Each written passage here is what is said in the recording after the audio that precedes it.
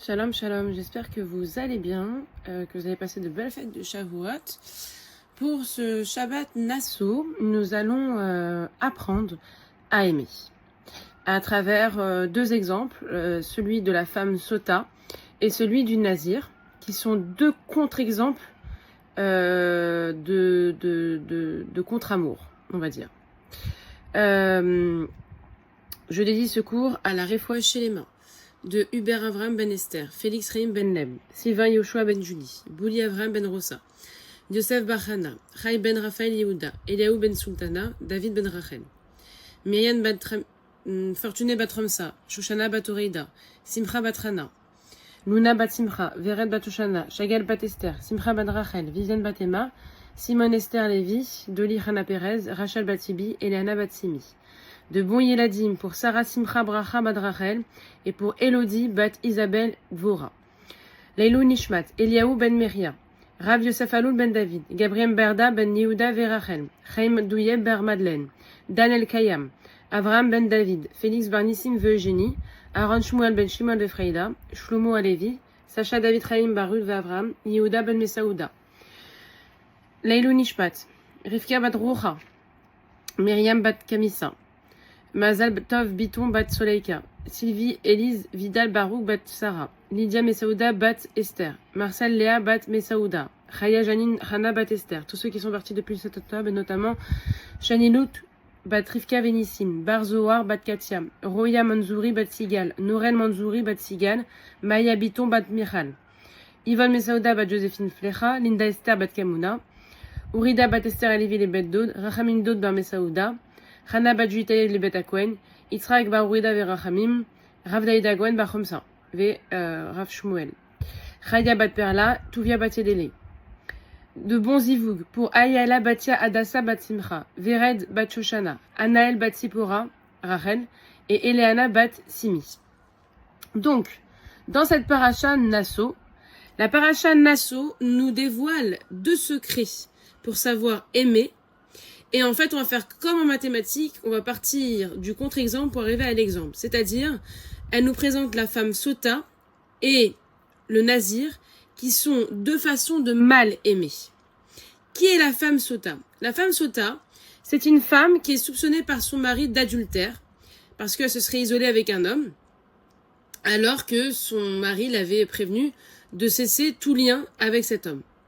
Une procédure très pénible se met alors en place, c'est que cette femme doit boire en fait une sorte doit boire une boisson. Et en fait, ce sont ce qu'on appelle les eaux amères de la malédiction qui étaient préparées par les Kohanim. Et en fait, dans ces eaux était introduit un morceau de parchemin où il y avait les parachas des versets de la paracha Sota. Et y compris le nom d'Hachem, et ces lettres saintes fondées qui laissent place à une boisson qui détermine le sort de la femme.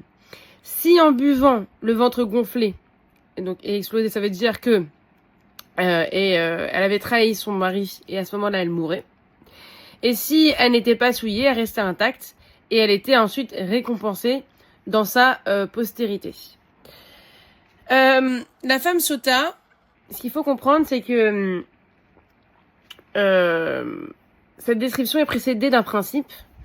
Ils disent que le Kohen qui servait dans le temple ne recevait pas de salaire à ce titre et vivait grâce aux obligations que les Juifs faisaient quotidiennement. Mais on se dit, mais quel rapport la femme qui aurait mal agi envers son mari et son mari donc qui livre en fait sa femme au Kohanim pour vérifier si oui ou non il y a bien eu adultère, qui est une des choses les pires, un des péchés les pires dans la Torah. Et inversement, pour le mari qui trompe sa femme. Mais quel est le rapport? C'est que Rashi nous explique que en fait, donc ça c'est dans Rashi chapitre 5 verset 12, Brachot 63a, Rashi explique que si un homme refuse d'aller chez le Kohen pour lui apporter les dons qui lui reviennent, il finira de toute façon par y aller. Pourquoi? Parce que il devra lui amener la femme qui est soupçonnée d'infidélité. Rashi nous explique que si on n'est pas capable de donner aux personnes de l'extérieur, là pour le coup pour les Kohanim, on finira forcément par y aller parce qu'on a des problèmes intérieurs, des problèmes de couple. Donc quelqu'un qui n'est pas capable de donner, n'est pas capable d'aimer. Et c'est ça le lien qu'il y a entre le Kohen et le mari. Si le mari n'est pas capable d'aimer à l'intérieur, d'aimer sa femme, de lui donner tous les éléments nécessaires pour qu'elle se sente bien, pour qu'elle se sente comblée, alors de toute façon, il sera obligé en fait de l'apporter et de vérifier. Et donc il ne sait pas l'aimer, il ne peut pas donner, et parce qu'il n'aurait pas donné non plus au Kohanim les choses qui étaient indispensables. Ensuite, après le processus de la sota, vient alors les lois du nazir. C'est quoi le nazir? C'est un homme qui a fait vœu de ne pas consommer de vin et qui s'imposait aussi d'autres formes d'abstinence. Notamment de ne pas avoir de lien avec l'extérieur, de ne pas avoir de lien avec des femmes, etc. Et en fait, pour le nazir, il dit que pour pouvoir s'approcher d'Hachem, il faut s'abstenir de tous les plaisirs. Et à la fin, il devait apporter un sacrifice parce qu'il avait quelque chose à se faire pardonner. Mais on se dit, on comprend pas. C'est un homme qui se retire, qui veut se rapprocher d'Akadosh Baruch Hu, et en quoi il aurait besoin de se faire pardonner? Normalement, il est censé être saint, ce nazir. En fait, tout simplement parce qu'il n'a pas été capable d'aimer Hachem dans la totalité. C'est-à-dire, il n'a pas profité des choses de ce monde. Il s'est en fait coupé, donc Ta'anit 11.1, il s'est coupé de la matérialité pour pouvoir se rapprocher de la spiritualité. Or, dans la Torah, le judaïsme n'est pas, ce n'est pas ça le judaïsme. Le judaïsme, c'est sanctifier le matériel pour se rapprocher du spirituel. Le judaïsme, c'est à la fois et la matérialité et la spiritualité. La Torah nous enjoint de servir Hachem en intégrant notre dimension corporelle, en ne mettant pas de côté notre corps. Le corps n'est pas source d'impureté, etc. Bien au contraire. Le meilleur exemple que la Torah nous fait, c'est lors du Shabbat. Lors du Shabbat, qu'est-ce qu'on va faire? On va manger à satiété des bons plats, on va préparer, on va mettre les meilleurs plats, vraiment il faut mettre le meilleur. Donc ce qui est le plus cher actuellement, c'est la viande. Donc c'est pour ça qu'on place toujours la viande, mais ça peut être du poisson, ça peut être ce qu'on veut. On va prier, on va étudier. C'est un moment où on fait autant plaisir à sa neshama qu'à son corps. Pourquoi? Parce qu'on va le remplir de bonnes choses. On va aussi le faire reposer, ce corps qui toute la semaine a été contraint à plein de pression, de fatigue, de travail, d'angoisse, etc. Où là, à ce moment, Shabbat, on déconnecte complètement. On laisse son corps se reposer, se ressourcer. Et on va aussi nourrir son âme, sa neshama. Le judaïsme nous demande d'intégrer le plaisir dans le service divin et ne pas se détacher de son corps. Ce corps, bien évidemment, il faut y faire attention, il faut le purifier. Il ne faut pas faire rentrer n'importe quoi dans sa bouche, d'où la question de la cache-route, etc. Il ne faut pas aussi en faire sortir n'importe quoi. Donc faire attention à ses paroles, etc. Mais c'est comme ça, vraiment, qu'on pourra aimer Hachem globalement, totalement, et se rapprocher de lui. Donc là, on a deux dérives, en fait, de l'amour, la femme sota et l'homme nazir. Dans le premier cas, on est dans un couple qui n'est pas capable de donner, on considère l'autre comme un objet et qu'on ne l'aime pas. Donc c'est surtout un couple qui est basé sur une dimension, pour le coup, corporelle, mais pas sur le coup spirituel, moral et psychique et psychologique. Et de l'autre, on a un homme qui ne pense que pour aimer, il faut s'enlever de son côté matériel et corporel. Ça, c'est aussi, imaginer qu'au sein d'un couple, il peut y avoir deux dérives possibles.